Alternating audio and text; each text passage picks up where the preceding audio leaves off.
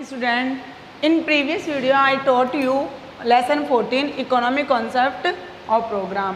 हमने previous video में क्या किया था, इकोनॉमिक के मीनिंग देखे थे कि इकोनॉमी का मीनिंग क्या होता है, ठीक है। फिर सेक्टर ऑफ इकोनॉमिक रीड किया था, पर कैपिटा इनकम को अच्छे से एक्सप्लेन किया था, नेशनल इनकम क्या होती है, इनकम क्या होती है, economic progress, what is economic progress, what is economic development, और ये सारी चीज़ें हमने प्रीवियस वीडियो में क्या की थी, रीड की थी।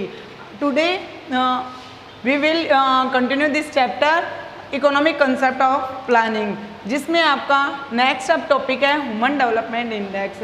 अब आपके माइंड में एक क्वेश्चन आता है कि what is human development index, क्या होती है ह्यूमन डेवलपमेंट इंडेक्स। तो ये जो ये कॉन्सेप्ट था ह्यूमन डेवलपमेंट इंडेक्स का, वो किसके through, United Nation Development Programme, it means UNDP, United Nation Development Programme, UNDP के द्वारा क्या किया गया था, प्रिपेयर किया गया था, ठीक है। और इसे क्या कहा गया, ह्यूमन डेवलपमेंट इंडेक्स कहा गया। इट मीन्स HDI, इसको आप शॉर्ट फॉर्म में क्या बोल सकते हो, HDI, यानी इसके थ्रू क्या किया गया था, ये जो इंडेक्स थी वो प्रिपेयर की गई थी, ओके।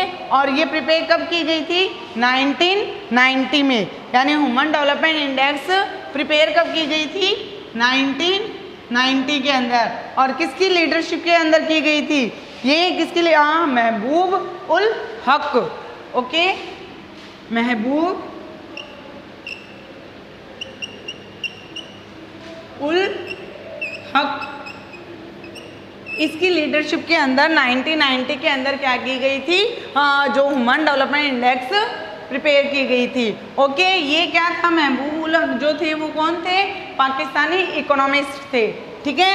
ये पाकिस्तान के इकोनॉमिस्ट, पाकिस्तान से ओनली क्या था, अटैक ही नहीं होते हैं, ठीक है। वहाँ से ओनली ये नहीं होता कि वहाँ पे आतंक होता है, वहाँ पे कुछ ऐसी भी चीज़ें थी जिनके तो हमारे इंडिया को क्या हुआ, फ़ायदा मिला था। तो ये क्या थे, पाकिस्तानी इकोनॉमिस्ट थे महमूद उल हक, जिन्होंने 1990 के अंदर ह्यूमन डेवलपमेंट इंडेक्स को क्या किया था, प्रिपेयर हुआ था, ठीक है, इनकी लीडरशिप के थ्रू।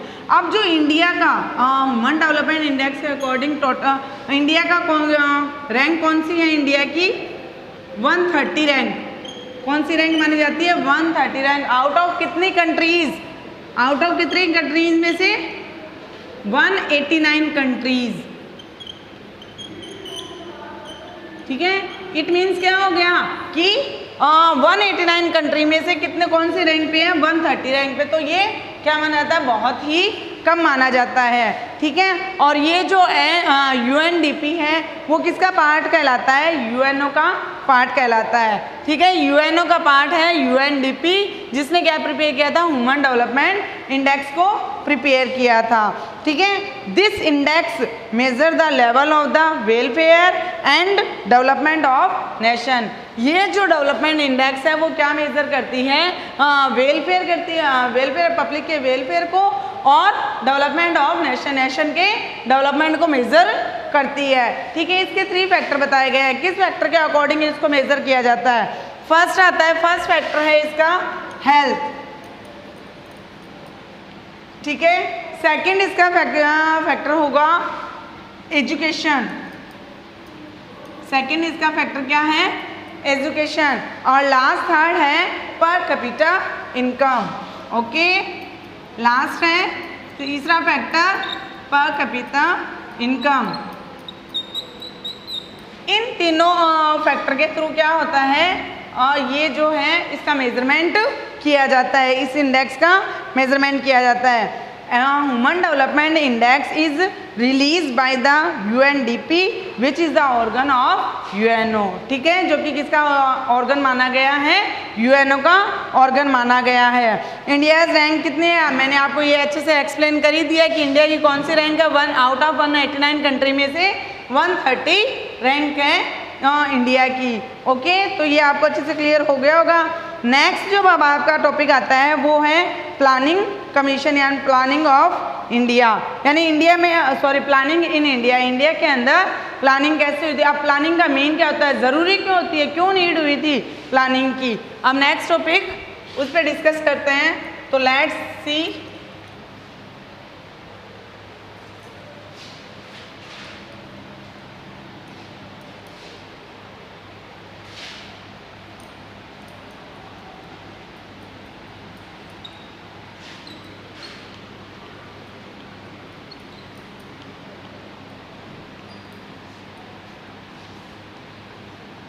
प्लानिंग।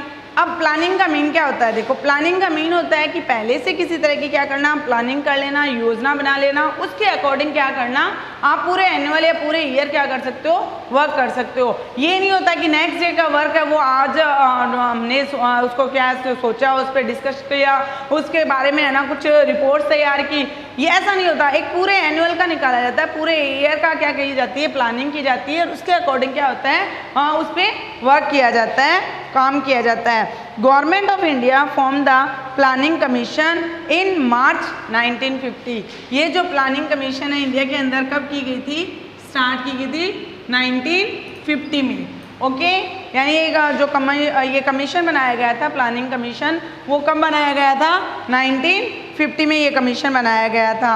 ठीक है, through a resolutions to make 5 year plan. ठीक है, थ्रू किसके थ्रू, एक रिजोल्यूशन के थ्रू किया गया था।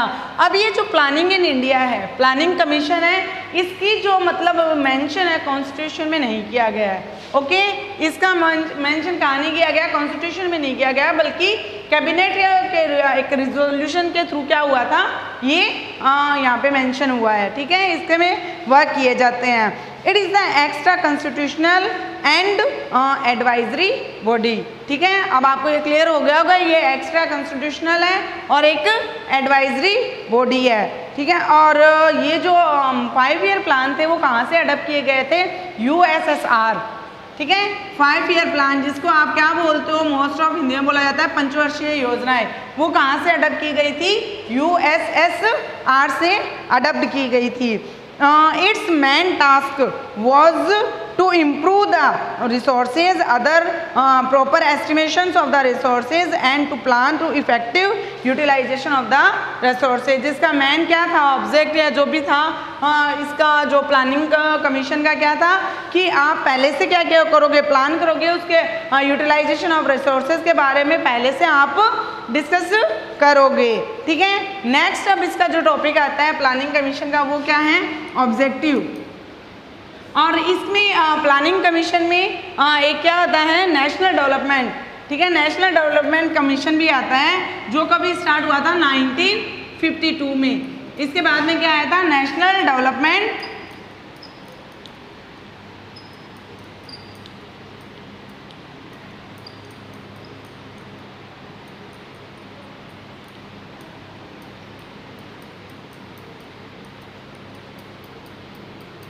ठीक है, ये कब हुआ था, 1950 में, 1952 में। अब आते हैं प्लानिंग कमीशन के ऑब्जेक्टिव कि उसके ऑब्जेक्टिव क्या क्या हैं।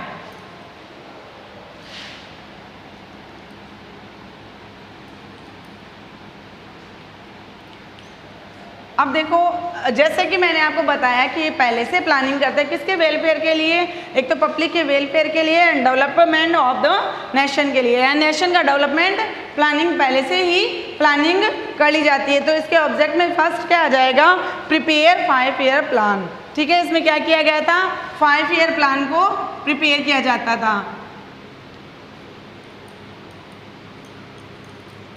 ठीक है, 5 ईयर प्लान को क्या किया जाता था, प्रिपेयर किया जाता था। इफेक्टिव यूटिलाइजेशन ऑफ रिसोर्सेज, जो रिसोर्सेज की जो यूटिलाइजेशन थी, कौन सी इफेक्टिव थी कौन सी नहीं थी, उसके बारे में डिस्कस किया जाता था। नेक्स्ट, रैपिड इकोनॉमिक ग्रोथ, और इकोनॉमिक ग्रोथ की जो रैपिड तेज गति से जो उसका डेवलपमेंट था, उसके बारे में भी प्लानिंग कमीशन के द्वारा वर्क किया जाता था। नेक्स्ट आता है expansion of the employment, employment का क्या किया जाना, एक्सपेंशन किया जाना, उसका विस्तार किया जाना। ठीक है, नेक्स्ट आता है उसमें रिडक्शन ऑफ द पुअर्टी। ठीक है, यानी पुअर्टी का क्या करना, पूरी तरह से रिडक्शन करना। And disparity of the income and wealth, और जो ये जो वेल्थ होती है या फिर बाद में जो भी आपकी जितनी भी ये इनकम दी गई है, इसमें जो डिस्पैरिटी अनइक्वलिटी है उसको क्या करना, पूरी तरह से रिडक्शन करना। यानी बहुत ज़्यादा जो इनइक्वलिटी दे रखी है उसको उन्होंने रिडक्शन कर दिया। किसने रिडक्शन कर दिया?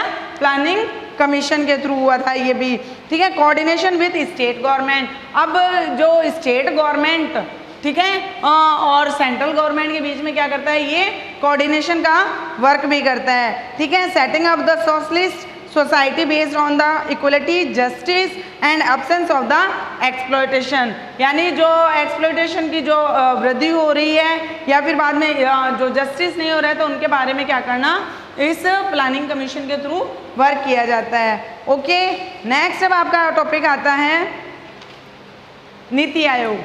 अब ये जो प्लानिंग कमीशन आने के बाद में 5 ईयर प्लान आया था। 5 ईयर प्लान आपकी बुक में, आप अपनी बुक को सामने देखोगे तो आपकी बुक में क्या दे रखा है, 5 ईयर प्लान की एक इंडेक्स दे रखी है, ठीक है। 5 ईयर प्लान कब से स्टार्ट हुआ था? फ्रॉम 1 अप्रैल 1951 से स्टार्ट हुआ था और कहाँ तक चला? मार्च 2070 तक, यानी टोटल 12 पंचवर्षीय योजनाएं यानी 5 ईयर प्लान बने थे। 12th 5 ईयर प्लान बनने के बाद में 2017 के बाद में क्या हो गया था, नीति आयोग लागू कर दिया गया था, ठीक है। अब आपका इस चैप्टर का जो लास्ट टॉपिक है वो कौन सा है? नीति आयोग।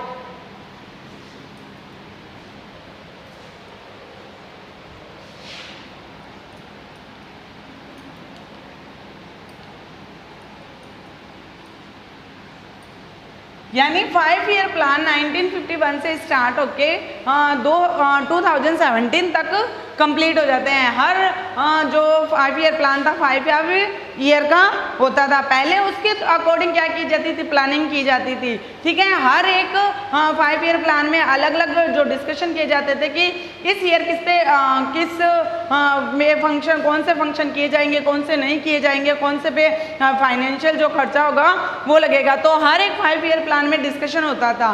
बट अब 2017 के बाद में नीति आयोग लागू कर दिया गया था, ठीक है। नीति आयोग फॉर्म किया गया था किसके द्वारा? यूनियन कैबिनेट ऑन 1 जनवरी 2015। कब स्टार्ट किया गया था? 1 जनवरी 2015, ठीक है। इसके ये यूनियन कैबिनेट के द्वारा क्या किया गया था?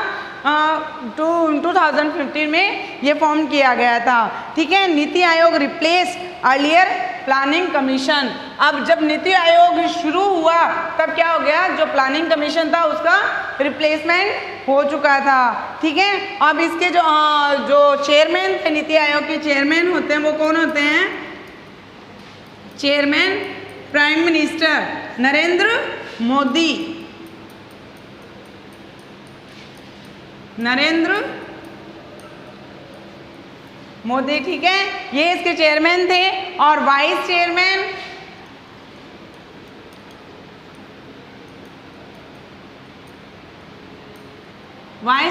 कौन थे? अरविंद पनगड़िया। अभी देखो अब जो नीति आयोग है उसमें जो वाइस चेयरमैन है और ये चेंज हो चुके हैं। बट आपकी जो बुक में जो नाम दे रखे हैं अभी मैं यहाँ पे वही राइट कर रही हूँ। तो इसके जो वाइस चेयरमैन है वो कौन है? अरविंद पनगड़िया।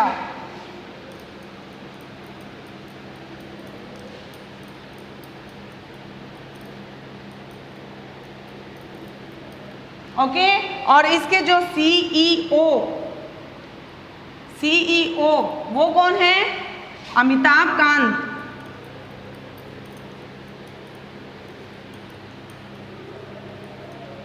ठीक है, क्लियर। ये हो गए चेयरमैन नरेंद्र मोदी जो कि प्राइम मिनिस्टर होंगे, वाइस चेयरमैन है अरविंद पनगड़िया और सीईओ है अमिताभ कांत, ठीक है। All the chief minister of the state and the governors of the union territories are the member of the NITI Aayog. अब नीति आयोग के मेंबर कौन कौन होंगे? यानी all chief minister of state के ऑल चीफ मिनिस्टर होंगे and governor of the union territories के सारे governor are the member of the NITI Aayog. Complete हो गया ये आपका। फिर नेक्स्ट आता है फंक्शन। नीति आयोग के फंक्शन क्या है?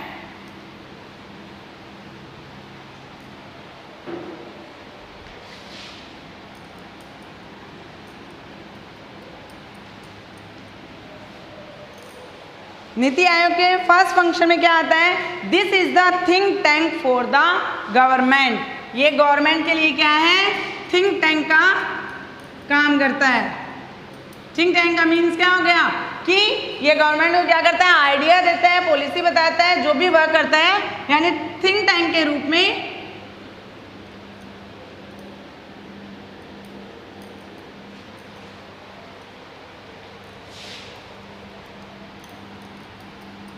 Okay, think tank for government. Next आपका सेकंड जो फंक्शन है वो क्या होगा, it prepare long term policy. ये क्या करता है, second it prepare long term policy.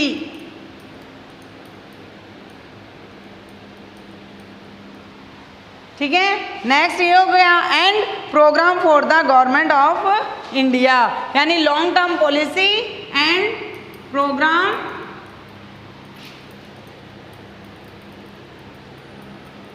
In India. Okay, next आता है इट प्रोवाइड टेक्निकल सपोर्ट। ये क्या देता है, थर्ड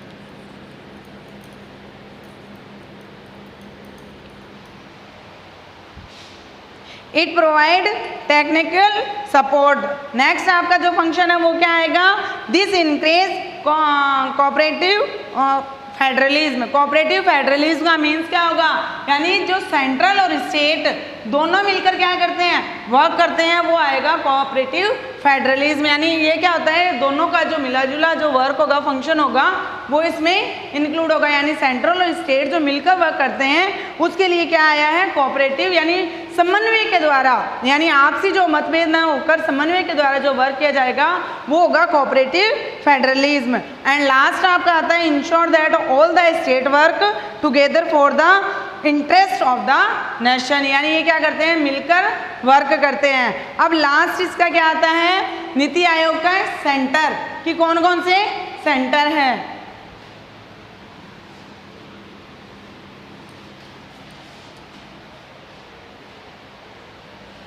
सेंटर ऑफ नीति आयोग। अब सेंटर कौन कौन से हैं, ठीक है, टीम इंडिया हब। फर्स्ट क्या हो गया, टीम इंडिया हब, और सेकेंड नॉलेज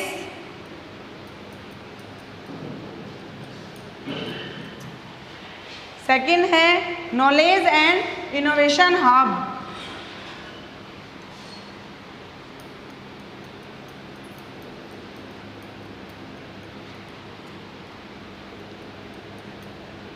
ये क्या हो गए, दो इसके नीति आयोग के सेंटर हो गए। Team India hub connecting all the state government with the central government. क्या वर्क है इसका, टीम इंडिया, टीम का जिसे नाम से पता चल रहा है, टीम इंडिया का एक टीम बना लेती है, किसकी, स्टेट और सेंट्रल गवर्नमेंट की। ठीक है, तो उनको क्या करती है, कनेक्टिंग का वर्क करती है टीम इंडिया हब। और जो सेकेंड है knowledge and the innovation hub, strengthening the policy of the NITI आयोग, यानी नीति आयोग की जो पॉलिसीज होती है उसको स्ट्रेंथ करते हैं, मजबूत बनाने का कार्य knowledge and the innovation hub का होता है। तो ये क्या हो गए, इसके सेंटर हो गए। इस तरह से आपका ये क्या होता है, चैप्टर पूरा कंप्लीट होता है। ठीक है, तो आज हमने ह्यूमन डेवलपमेंट इंडेक्स को अच्छे से एक्सप्लेन किया, प्लानिंग कमीशन को देखा, ठीक है, और उसके बाद में जो लास्ट नीति आयोग था और नीति आयोग के बारे में रीड किया, और जो फर्स्ट 5 ईयर प्लान से लेकर लास्ट जो 12th 5 ईयर प्लान से उनके ईयर के आपको टेबल दे रखी है, आप उसके अकॉर्डिंग क्या करोगे, बुक से उसे रीड करोगे। So today your homework,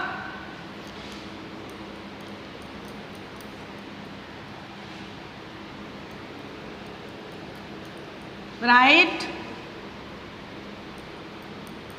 very short and short question answer, short question answer in fair notebook. Okay, thank you.